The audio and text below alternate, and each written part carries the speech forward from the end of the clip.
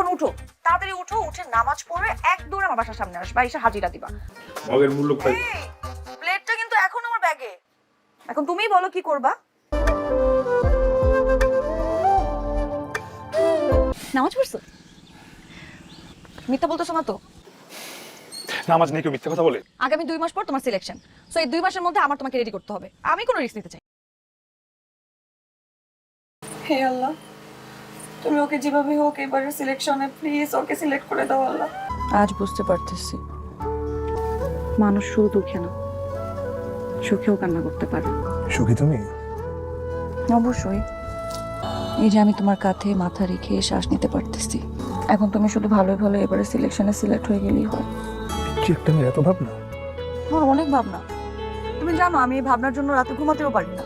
আমি জানি তুমি অন্তত 2টা স্ট্যাম্প হলেও ভাঙবা।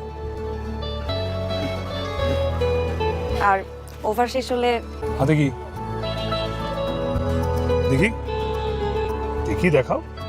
খেলোয়াড়ের মতো করে মাঠে সবার সামনে আমাকে প্রপোজ করবে। সবার জানতে হবে না we are made for each other. All the best.